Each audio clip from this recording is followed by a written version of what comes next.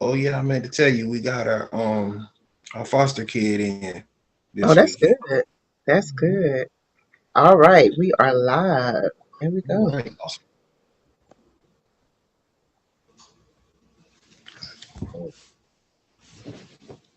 All right, good afternoon or good evening. This is Margie McLean of the Margie McLean Foundation.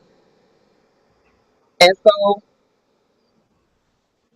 we would we would like to thank you for joining us. Let me get this started real quick. It seems like we are talking twice here. Let me make sure. Oh, all right.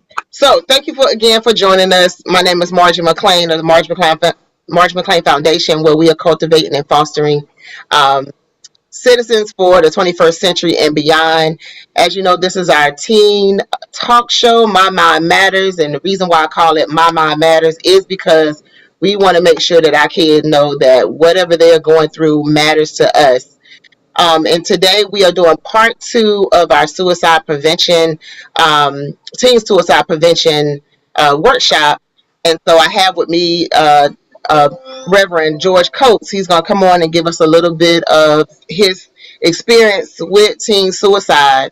And also, we're going to talk a little bit about how we can prevent it. What are some signs that we can see if we can see any signs, or what are some things that we can do to ensure our kids that they're safe, that they can actually come and talk to us about whatever it is that they're dealing with. As you know, amongst our teens, suicide is starting to increase as far as being one of the number one leading causes of death amongst our teens.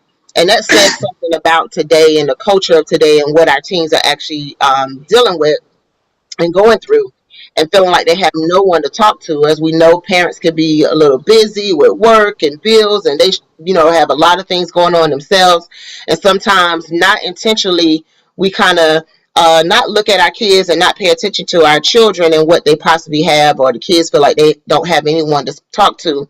And so we definitely want to be able to talk a little bit about what it is that our kids are going through and what they can do, that we can do to help them as well.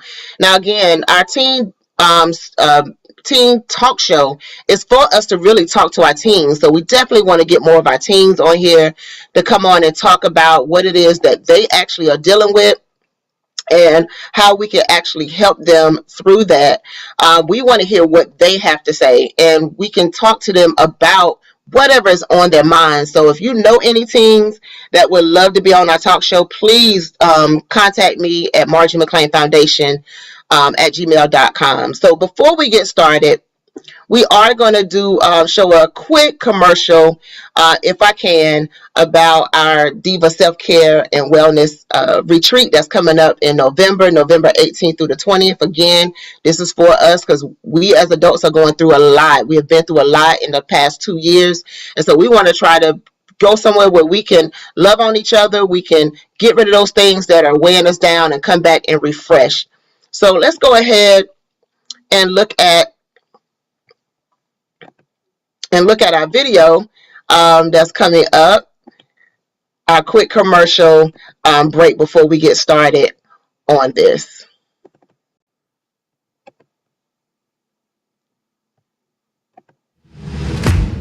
It's all about you. The 2022 Diva Self-Care and Holistic Wellness Retreat is your nurturing, safe place to heal. Join us November 18th through the 20th at the Hilton Myrtle Beach Resort in Myrtle Beach, South Carolina, where our keynote speakers and designers have a great event scheduled just for you. Crystal Curry, healing inner child trauma. Dr. Anissa Short, be who God made you to be. Erlene Beale will empower us with the Empowered Life fashion show. Sabrina Mackey, healing through forgiveness. Margie McLean will be presenting self-confidence and empowerment. It's time to rejuvenate, refresh, and renew your mind, body, and soul. Join us at the Diva Self-Care and Holistic Wellness Retreat. It's an event you don't want to miss. Register today.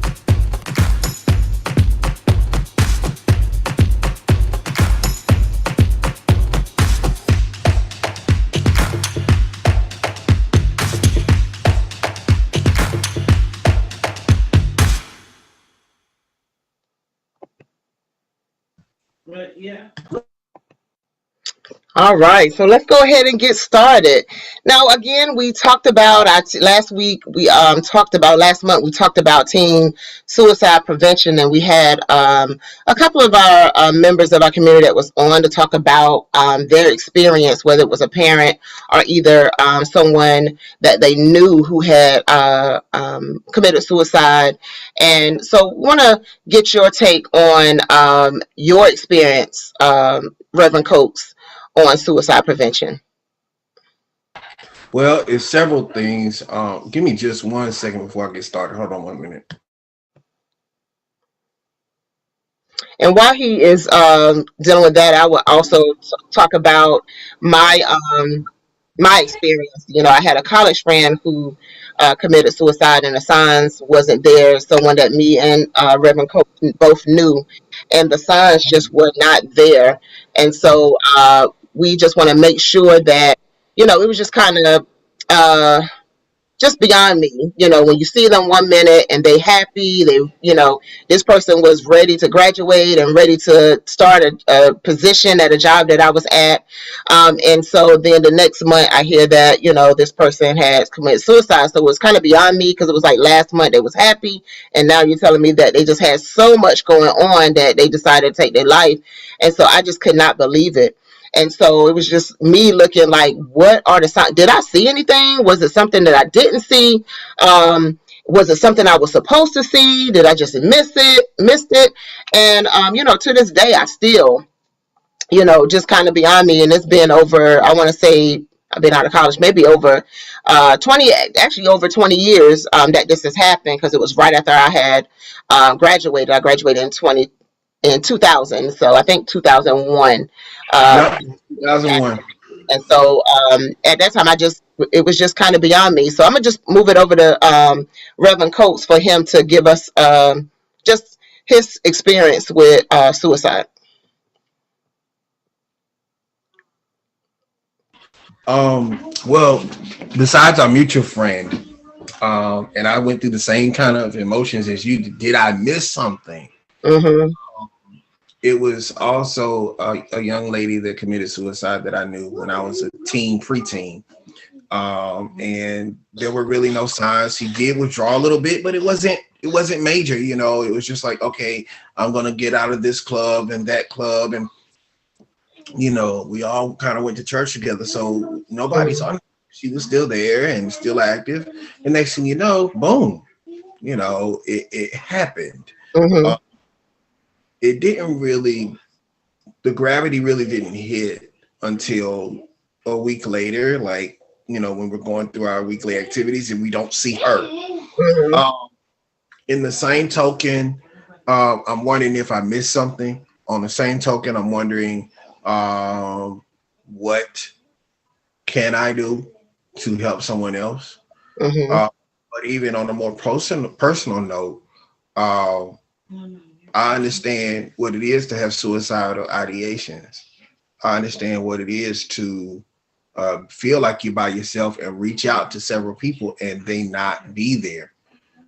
But sometimes, and I'm thankful for one particular person who answered the phone in that moment. I mean, I was driving, I was dealing with a medical issue, and I was like, I can't do this. I can't go forward. I cannot exist in this reality.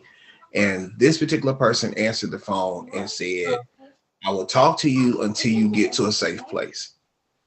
You know, and they stayed on the phone with me for a good 45 minutes until I got to my dorm room and I got situated. And then I was able to, she was able to contact my mom at the time and get her to start the process to get me some therapy and things of that sort. So I'm very sensitive to this topic, because had it been that person didn't answer the phone, you might not be talking to me.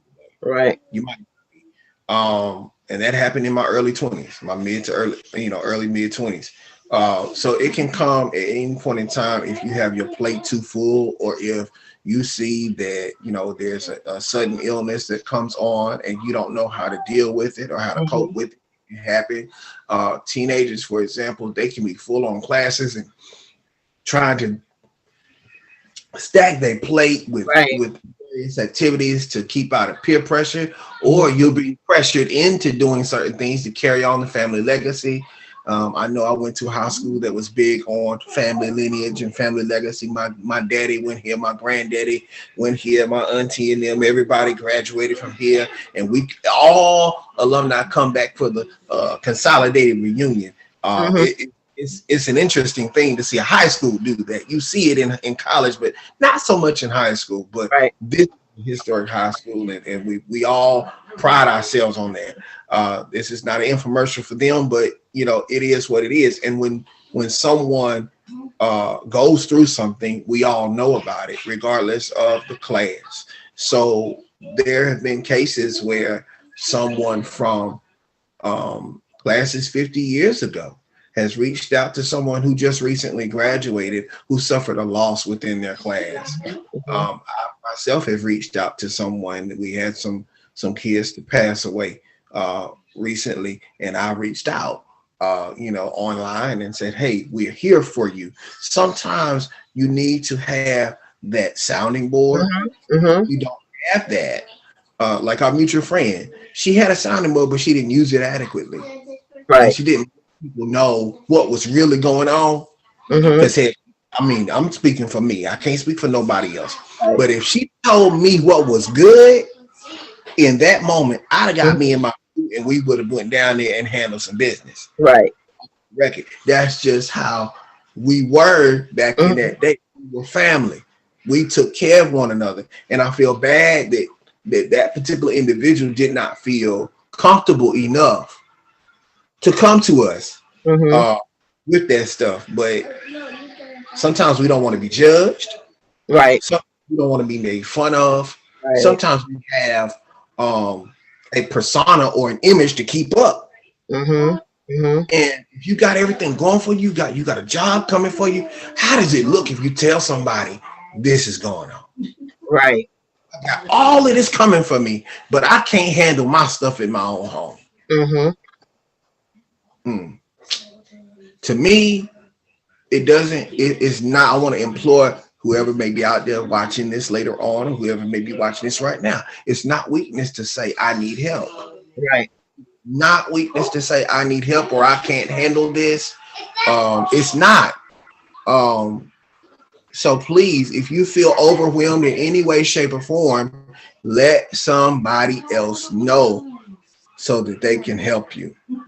There's So always let me ask you real quick. It's one, you were saying how you were dealing with the thoughts of suicide, and or harming yourself. And let me ask, was your father a pastor then, or in church then at that time? During my that time, mother. My mother and father were both pastors. I was talk a little bit about that. the pressures of being a PK. Well, you Oh know God, well, but I mean, I was also a preacher. I was a preacher myself. Mm, And so it wasn't too far along in my ministry. I think I was maybe 5 or 6 years in, but I was ordained and, in school, in seminary, going for my master's degree. mhm. And, I was just overwhelmed. I was overworked and just did not handle stress well in that space and time. But yet it crossed my mind, like, who do I go to? Because everybody comes to me as the clergy. Who do I turn to? And so I thought about calling my pastor, but I didn't want to wake him up because it was 3 o'clock in the morning. My Mhm. mom and daddy, they would sleep and working hard and on their jobs, and I didn't want to wake them up and burden them and worry them. But that's something that they were upset with me about. Mhm.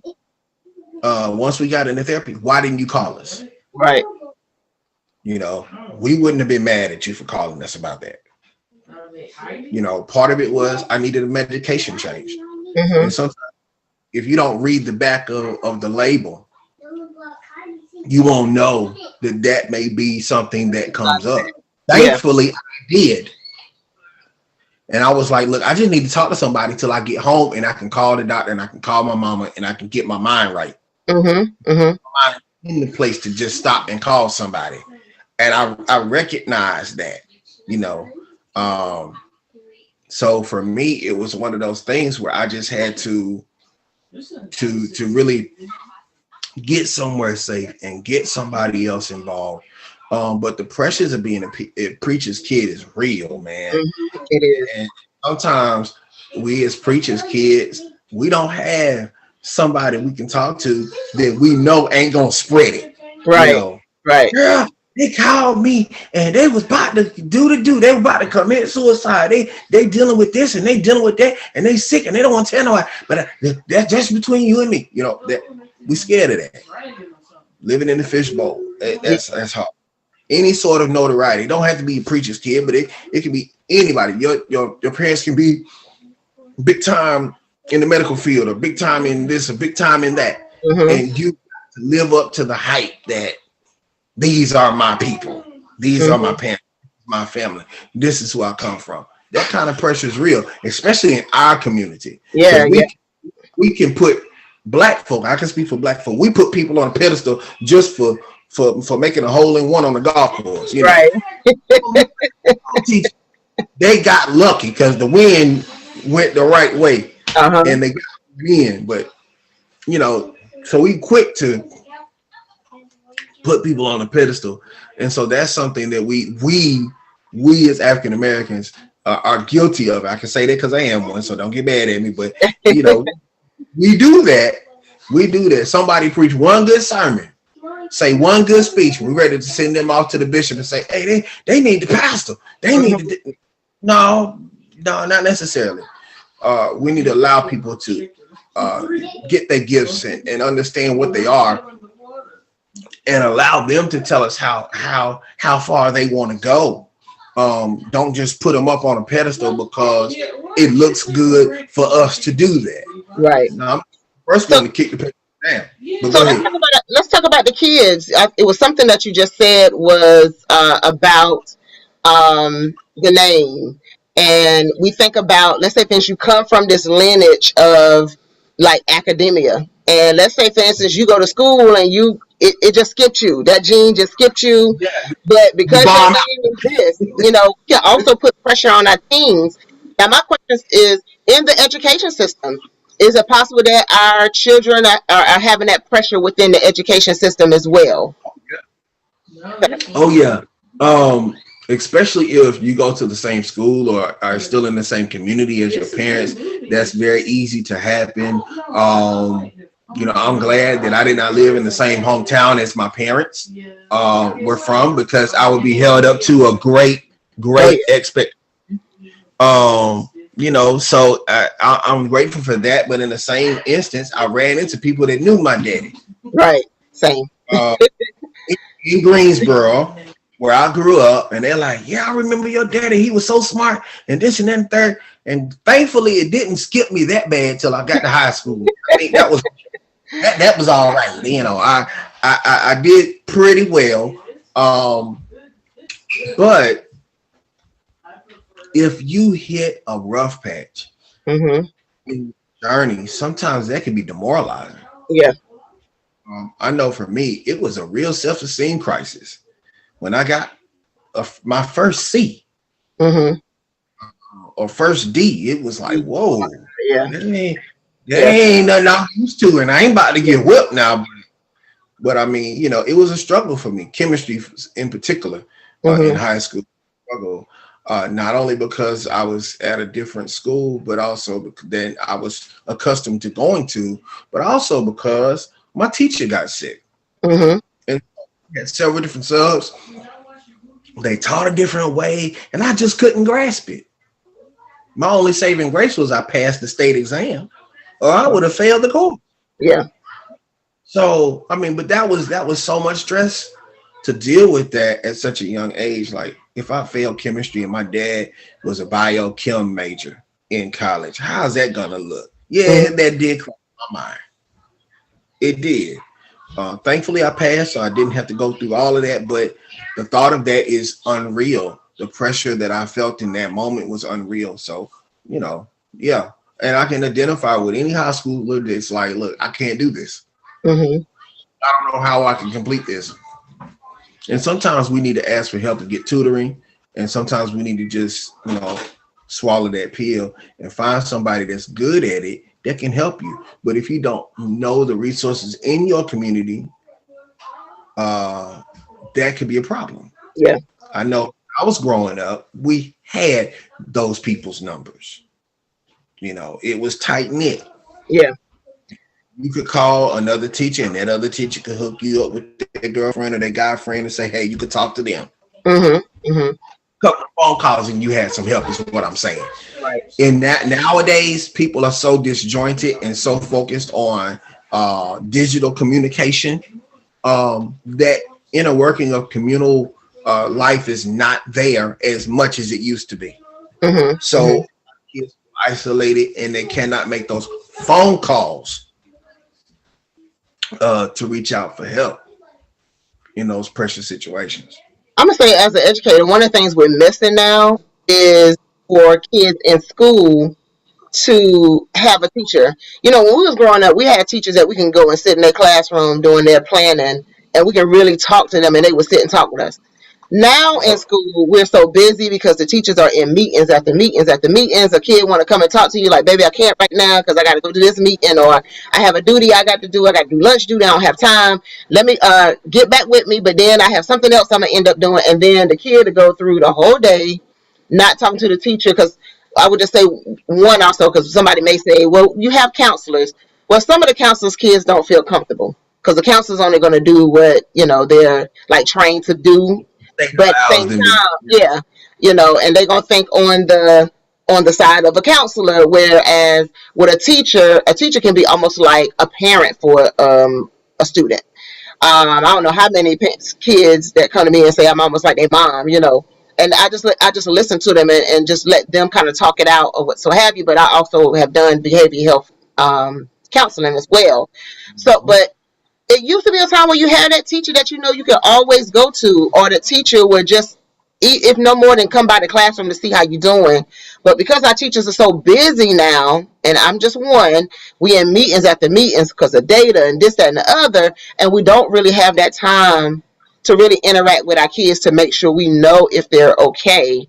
And I just step in here critically and say education has moved from being student driven, or student focused rather, to numbers driven and data focused. Mm-hmm. And that's the problem. I mean, I can tell you from the time I was in elementary school, who my principals were. Yeah. I can name them off by name, and that's been 30 years ago, 40 years ago now. I ain't gonna tell how long. Right. But I'm saying for me, I'm not saying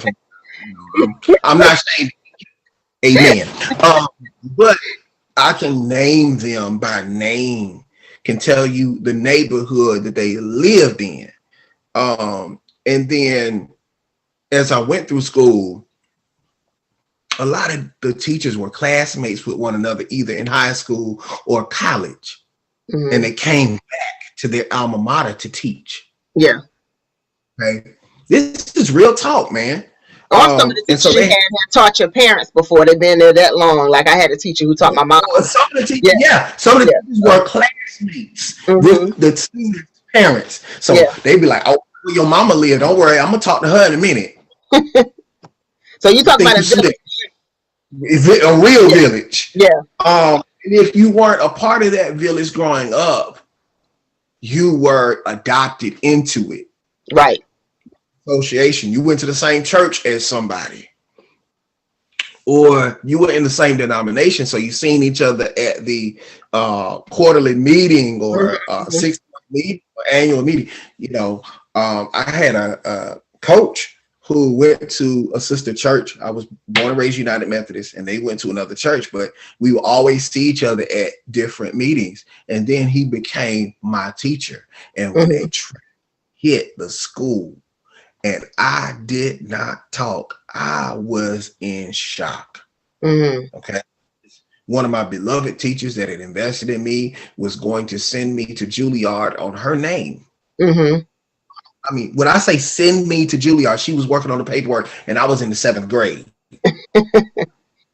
Okay. That's how well I played piano. And she was teaching me and doing this kind of stuff and investing in me. And she died suddenly. Wow. From a car accident. I just talking to her the day before she left town. Mm-hmm. You know, I had gone by her apartment to drop off some stuff for us and this and that and the third. Mm-hmm. When I got word the following day that she had passed away, she died on Thursday, we got word on Friday. Mm-hmm. Friday morning, we get to the school, there's counselors everywhere, and I'm just sitting in the corner, and I didn't say nothing to nobody. But Bob McCain, God rest his soul now, walked over to me and said, George, come here. Wow. And it was at that moment I just lost it. I cried. I actually let it go. Mm-hmm. Mm-hmm. Somebody cared enough to see me in that corner in the despondent state that I was and saw my grief. Right. Sometimes teachers are so busy now, they don't see the signs of help. The attention-seeking behavior sometimes is, I'm going to throw my shoe at this wall. Right. Just so I can get out of your class and go have some peace in ISS. But then when I get to ISS, somebody else is over there that's going to get on my nerves. Right. And then that causes another problem. Then my mama comes to pick me up, if they come to pick me up, or I got to wait in the office until the end of the day and the bus comes to get me. I know I can't come back and I got to deal with mama and them if they going to be at home. Right. You know, it's so much that kids have to deal with that they don't have the safety nets that you and I had. Yeah. Talk about latchkey kid. I was a latchkey kid, but I had neighbors. Right. That if I were to go down, I could run up the hill or down the street. These kids are by themselves. They don't have the close-knit neighborhood type situation anymore. It's every family for themselves. It's every household for themselves to some degree.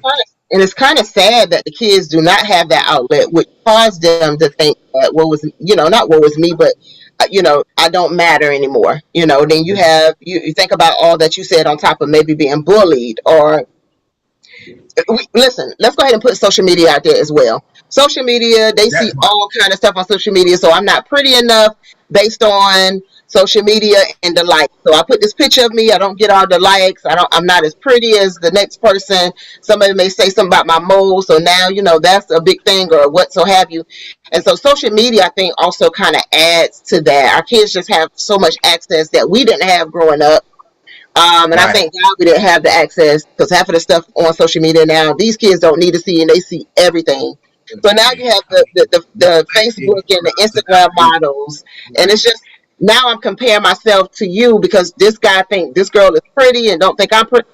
All kind of stuff that the kids are kind of dealing with. It just seems like it's just more and more that's tacked on. Money I'm not making. Yeah, guys, if I'm passion the money, I'm not making it. If I'm not dropping the next hottest album, I'm not making it. If I'm not gangster enough, then I'm not making it. And then let's not bring into it sexuality and all of that other that comes along with it under the underbreath of keeping up with the latest trends. If you have a question about any of the hallmarks or whatever, if you will, sexuality, gender identity, and all these types of things, it makes it even more isolating for you, especially being a minority. So to be fair in the conversation, there's a lot of bullying that goes on with respect to that as well, whether you fit into the status quo or not, and then trying to identify somebody that at least would be supportive of you is hard to find. And I'm not saying for or against it. This is not the avenue for that. But the point that I'm trying to make is I see kids all the time that are like, I feel like this and I have nobody to go to with this because this has happened to me, or I feel this way. I have these feelings and I don't know how to process them. Right. Exactly. You know, coming into their own, and there's just nowhere for them to go with it. So what do? You turn in. Right.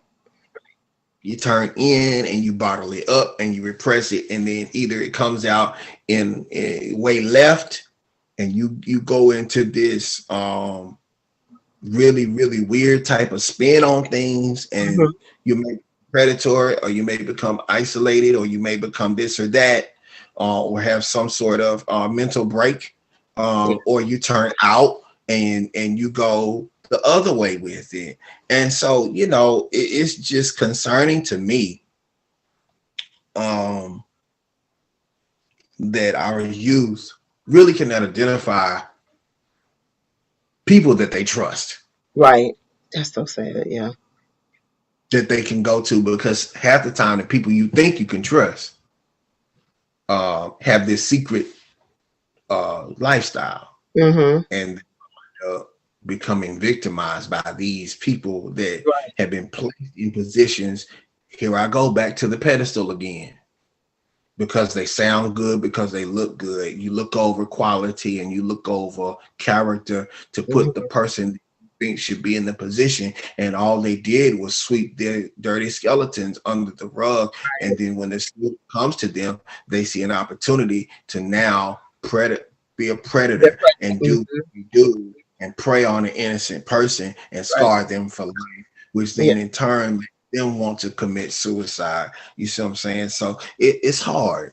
It's hard because it's hard for teens and kids these days. And that's why I'm a big proponent to say, you can talk to me. Right. You can talk to me. I got the background to prove it. Not only am I a mental health professional, but I got the background from the state and from my denomination to deal with these types of issues. I've been cleared nationally and internationally. You know, I got a rap sheet, literally a page long. Yeah. One page, my whole background check.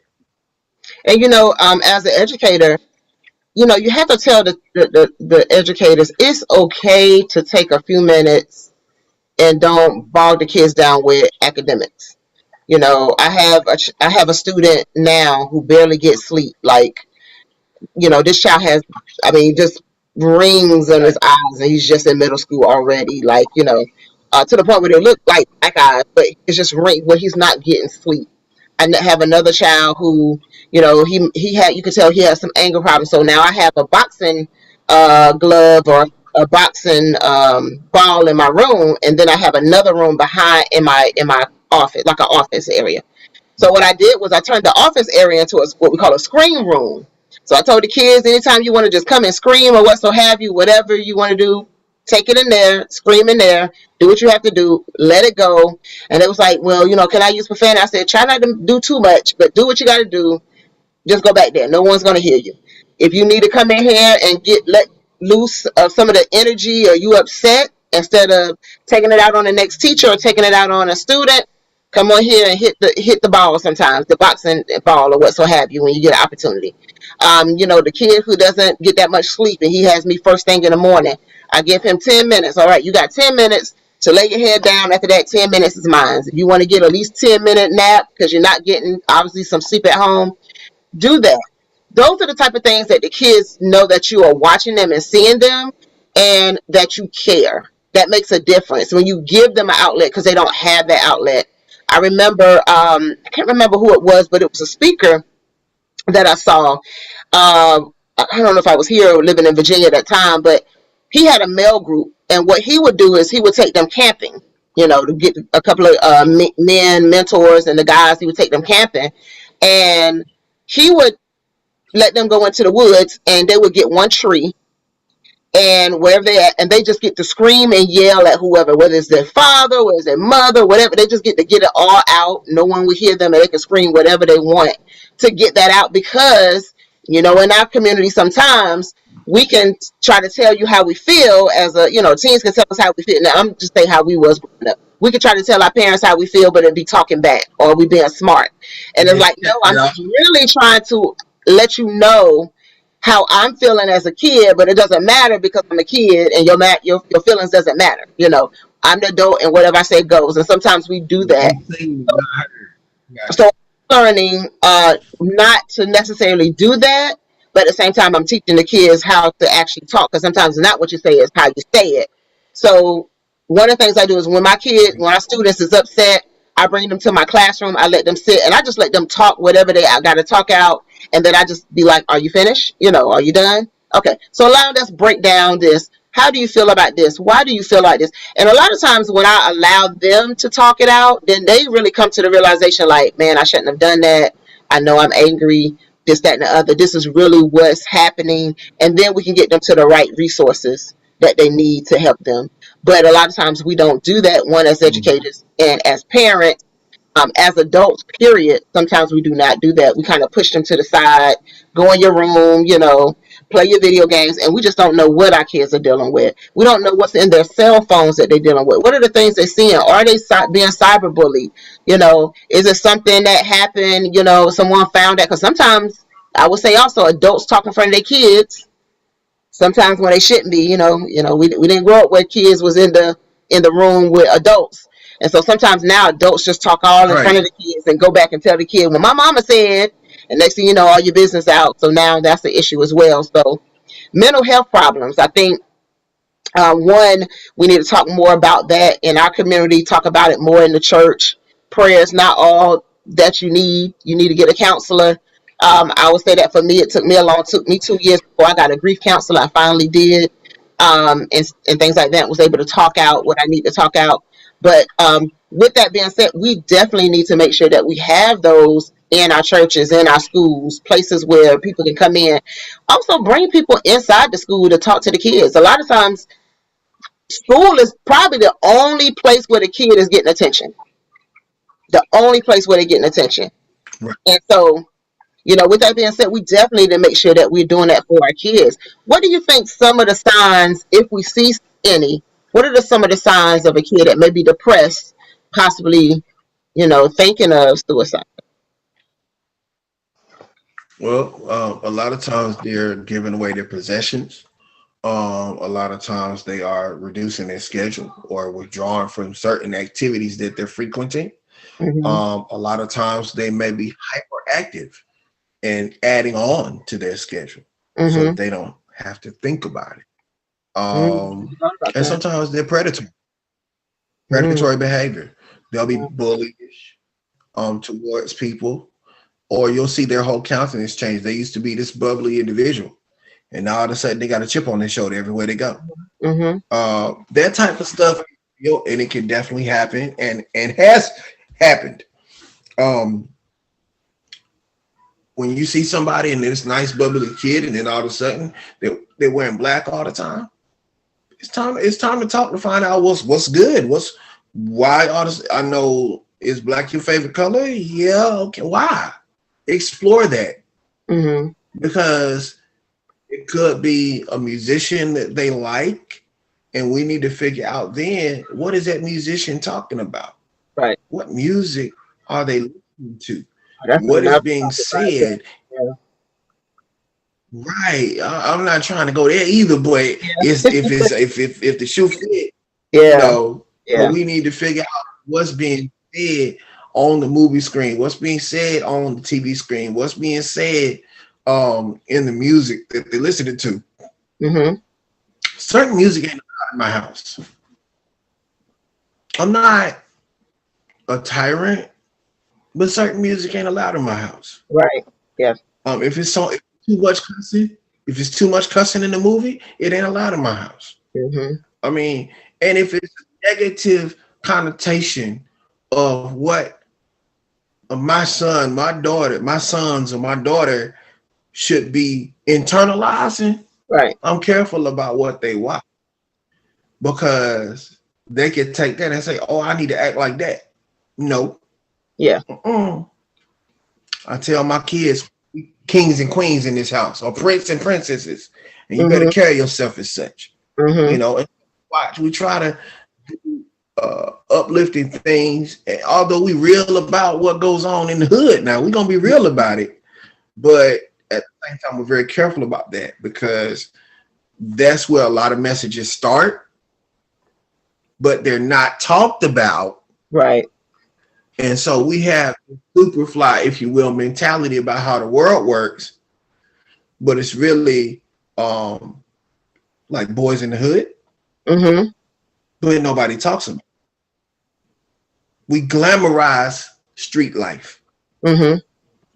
and we have Foxy Brown type thing about how the world works, and it's not that way. Mm-hmm. And so when we walk out into it and we're like trying to talk to our kids, we can't relate Right. because we haven't listened to the stuff they're listening to. We still stuck 30 years in the past. And so I really try to watch what my kids are watching sometimes with them, just to hear what they're getting. Right. My kids are 5, 7, and 11. Mm-hmm. Okay. So with that, I watch their shows with them. Not to critique. Just watch. Mm-hmm. What you watching? So that they'll include me in the conversation and then trust me with their stuff when they have something. And they know that they can come to me because I can relate to them on their level. That's one of the tips that I will give parents. If you don't do nothing else, spend time with your children. Yeah. Yeah. Spend time with your children. I'll say it again for the folk in the back. Spend time with your children. Watch what they watch. Listen to what they listen to. Turn it just because they turn it to the box station that you can't understand the lyrics. Have them break it down for you if you can't understand it. Quit trying to be their friend if you one of these hip parents all the time. No. You can't drop it like it's hot with your daughter. Save that for you, your girlfriend. Mimosas on Saturday, on Saturday morning, and don't get so drunk off the mimosas that you can't go to church or the mosque or the temple. Mm-hmm. Hello. You need to make sure that you spend time with your kids and keep yourself straight too. I guess we need to go back to the dinner table where we all sitting around and actually talking about how was your day. And because I was saying our kids have no social skills anymore to even talk about how to even express themselves. I know for me, I had some kids who, they had an issue with their parents. And that's one of the things they said was if I try to tell my parent how I feel, they would say I'm being disrespectful. So I said, put it in a letter, write it down. If you feel like you can't express yourselves, because sometimes, of course we get emotional, the kids get emotional. Maybe they start screaming and it sounds, but that's the only way they know how to express themselves. So I tell them, well, if that's the case, just put it in a letter, write it down. Everything that you feel and just put it on the table, put it on the paper, give it to your parents and allow them to read. Maybe that'll be better for them. And that's some of the things that, we just need to make sure that we give our kids strategies on how they can express themselves. But our parents need some help as well. We need more parenting classes to help our parents on situations like this, whether it be in church, whether it be in the school system. It'd be nice for schools to offer those type of things on Saturdays for our parents. Parenting classes and things like that. But Margie, the problem is school and church ain't the community center anymore. That's true. That is true. I never thought of that. That's the real bomb. Mm-hmm. We the church, and I speak for that being a pastor now. My whole goal in ministry is to bring the church back to being the community center where the doors never close. Right. Except on Saturday night. Mm-hmm. And even then on Saturday night we need to be open too. Mm-hmm. You know what I mean? I mean that's just my mentality. Mm-hmm. Church is, for me, one of those places that I went to for safety when I needed it. Yeah. It was a community for me within a community. These kids don't have it now. They don't feel the same way. Mm-hmm. But why? Why do they not feel like they can go to the priest or the imam or the pastor? Why do they feel like they can't do that? Yeah. Yeah. And so that's my real concern. What are we doing as community leaders to let folk know that we are in that position? Yeah. Yeah. A lot of times the headlines show one particular person does something wrong and people co-sign and say that it's the whole lot of them. No, that's that one bad apple. It ain't touching the whole bunch. They out there doing what they do. There's a whole bunch of people though that's trying to do it right. And I'll say that to every child and to every adult. Don't co-sign just because you see one bad headline. Reach out to if that was your pastor, if that was your priest, if that was your imam, go somewhere else. Ask them for help. But I'll say this: try to handle your own problems too. Deal with your issues. Deal with, because you can't take your problems to another segment of the community and expect them to go away because you change your organizations. Nah. And it's okay. And just to say also, it's okay to get help, for your kid. We talk about, I think I made a post about parents. It's okay to have an IEP for your child. It's the same way with counseling. It's okay to get counseling for your child if they need it. Don't hide it as if you're scared. Get the counseling. Right. Okay. You looking at me. I got a master's degree, master's in divinity, doctorate in martial arts science, kinesiology. Okay. But I had an IEP. I had extra time on tests. I was labeled, if you will, even though I was an academically gifted child, considered. I still had my own struggles. I had a processing disorder growing up. And how can you get an IEP, 504 plan, all of those types of things are there to help you. It's not to label your child. Right. It's to keep them out of the trap of being labeled to the point that they can't make something for themselves. See, if you allow the system to dictate what your child is going to learn and how they're going to learn, to keep them in college prep courses instead of challenging them in honors courses, your child can do certain things well, put them in the AP classes. If they got more homework, they ain't got time enough to go and do other things that they don't need to be doing. Do you think that's the same way? Do you think that's the same way with the counseling as well? Parents don't want their child to be labeled as they need a counselor, psychologist, or psychiatrist. There's a stigma with going. There's a stigma with going to counseling. There's a stigma with all of that. I'd rather go to a counselor than sit in a graveyard. Right. Or to see my child in the graveyard. Yeah. Or to see my child in the graveyard because I refused the help of the system. Yeah. If you will. I don't want my child to be indoctrinated. Okay, so you want to see your child every day on their birthday, but you can't blow out candles with them? Right. You want to leave a teddy bear at the headstone? Is that what you want? I'm just saying. Advocate for the health of yourself, your family, and your child. Yeah. And if your child needs therapy, then you need therapy. Right.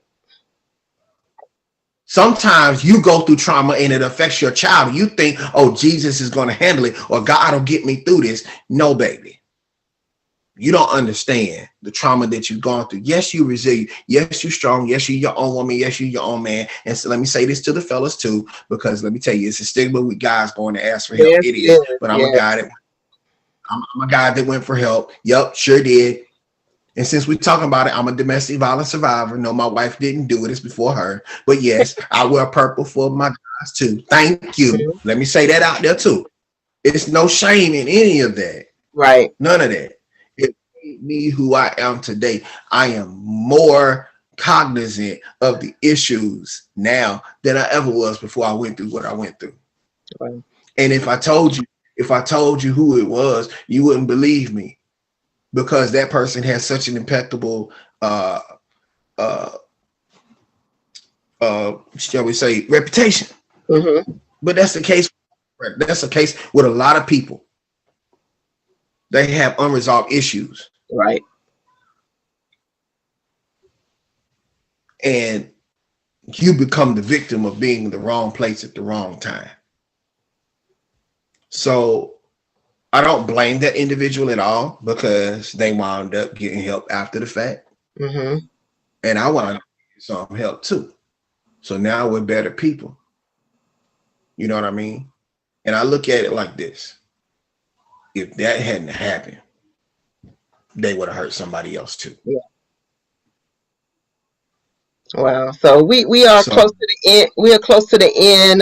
We got a couple of minutes, but I will definitely say that we did have that. This was a deep conversation. We still haven't even scratched the surface of what we need to deal with as we far as with teen suicide. Yeah. So one of the things I will say. Remember, we had a discussion about how domestic violence affect our children, and that is also an effect. Is suicide? The kid can't take anymore. The parent have them staying in that situation. They're not getting out. They don't know what to do. What do you do? And or some they kids get are out and in they go that back situation again. too. Let me holler about that real quick.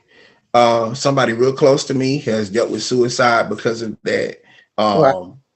And it affected their children. The domestic violence situation affected their children, and this and that and the third. And so two out of their three children had attempted suicide because of the domestic violence situation. So I Wow. will say this to you: if you are in a domestic violence situation, if you can't get out, if you don't think you can get out, then think about your children Mm-hmm. because they're internalizing what you're going through. And when you do get out, go get help, not only for your kids, but for you too. Right. Exactly. You know, that's what I'm saying. Fight for your children. If you don't fight for yourself, fight for your Yeah. children. Yeah. Yep. They didn't ask to be here. They didn't ask to go through the stuff that you're dealing with. You made the choice, but you also need to make the choice for them to get out for their own safety That's and for true. yours. Well, That's thank my you, two Reverend cents, and I'm sticking. Well, thank you, Reverend Coach. I really appreciate it. I would say the last word I would say on this topic is please just get help. Please pay attention to your children. If it's not suicide they're dealing with, we're now having a lot of kids dealing with going through school shootings. Again, we just recently had a young man to, allegedly um, murder 5 people in the neighborhood not too far from my school. Matter of fact, it's a neighborhood which is right across the street from my school. I actually, Yeah. drove there doing Uber, and I also was looking for an apartment in that same neighborhood. It's literally right across the street from my school, and so 15 years old. And so one of the things the parents said is, we just didn't see the signs. We didn't see the signs.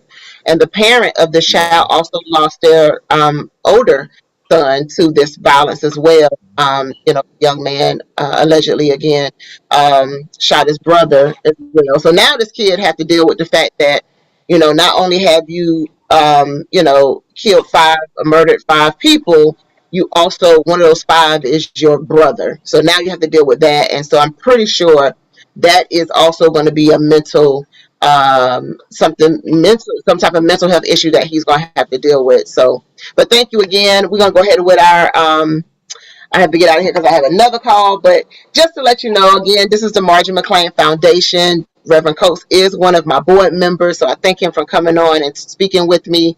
Again, some of the programs that we're doing, of course, you have My Mind Matters Teen Talk Show, where we have teenagers to come on and discuss issues that is pertinent to them and youth today.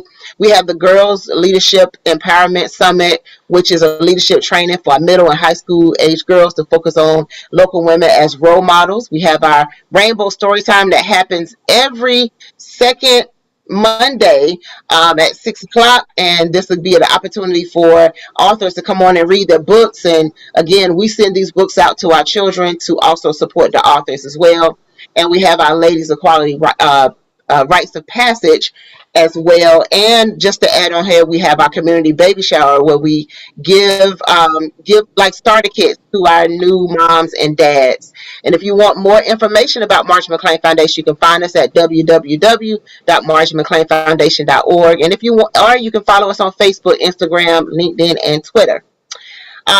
Also coming up, November 14th, we have our next reader, Miss Chelsea McCrae. She'll be coming on reading Mikey's Magical Obey. And so we're looking forward to her coming on. So please sign your child up. It don't matter what the age is. Come on and have a good time. It's very interactive. You also end up meeting friends in different countries. So come on and join us for that. We also have our Rainbow Storytime Community Book Fair. So we want to not only support our authors as them reading their books, we want you to come out and support our authors. That we have local authors of all genre that will be coming out selling their books. Come out and support them by purchasing a book. Add it to your book collection. This will be Saturday, December 3rd from 10 a.m. to 2 p.m. And the proceeds from this, from our vendors, will be to support the development of the Elder Benin L. Melvin Family Life Center, which is my father. And also we will be sending children books to Botswana, South Africa, which is also hosted by the Chosen Pen Publishing LLC. Also, we are supporting our partners in Liberia, Job Us Liberia. Our board member, Natalie Bestman, she is doing an awesome job in Liberia. She's working with children and teens to help them with career planning. And we also will be launching, hopefully next year, be launching an entrepreneurship program where I'll be teaching some of the teens how to start a business. If they don't want to go work, one of the workshops I teach is take your passion and turn it into a paycheck. So there's a lot of kids there that have some things that they love to do. Why not start a business while you're there? All right, we have the Chemistry Fashion Boutique. You can find us at Chemistry Fashion Boutique too as well. So I am also a business owner as well as some other things as well. And also, again, November 18th through the 20th, we have Diva Self-Care and Holistic Wellness Retreat. This will be taking place at the Hilton Resort in Myrtle Beach. We have some awesome speakers that be coming. We have Miss Crystal Curry. She will be coming talking to discuss healing your inner child trauma. We have one of our board members, Sabrina Mackey, who will be coming on to talk about healing through forgiveness, and she will be offering also a free forgiveness journal. We have also Miss Anissa Short. She'll be coming on to talk about Be Who God Made You to Be. And we have the fashion mogul herself, Miss Erlene, Miss Bill, or we call her Miss E. She will be offering, showing off some of her items from her boutique. And that is called Empowered Life Fashion Show. And myself will come on and we will be discussing confidence, empowerment. And we also, again, will be letting go of those things that is holding you back. So if you're interested in coming on and being a part of that, please let me know. You can find me there. Again, I thank Reverend Coates for coming on and being a part of this. Thank you for your support as well. And I appreciate it. Is there anything you would like to say before we go? It's been a joy to be with you tonight. As always, we always have a great time when we come together, even since college. Again, if you get help, please get help. That's all I have to say. Just take care of yourselves and take care of each other. Again, it's been a pleasure to be with you, and I look forward to the next time. So y'all take care and be blessed. Margie, call me when we offline too. Not tonight, but call me at some point when you have a chance, so we can get some things together. You know what it's about. So yes. We'll talk soon. And also, I would say before we go, again, our Teen Talk show happens every fourth Monday at 6 o'clock, same time, same link. If you would like to come on and be a part of that, you can contact me. Our next topic, which I think is very pertinent today, we want to talk about the effects of absentee fathers. I know it's not June and Father's Day, but we shouldn't have to wait to Father's Day to talk about it. So I want to talk about what are the effects of an absentee father. An absentee father could also be in the home, but at the same time, he's not available for his child, whether it be he's working as much as he, have to support the child. So he's still kind of absent in the child's life, even though he's in the home. So let's not we don't want to put out there that it's just a single mom without a dad in the house or a husband in the house. Sometimes it can be the husband, but the husband is just not present for the child. So we want to talk about what is the effects of an absentee father. And if you or a teen would like to come on and be a part of that panel to discuss that, please let me know. Again, it's been a pleasure, Reverend Coates, and I'll see you the next time.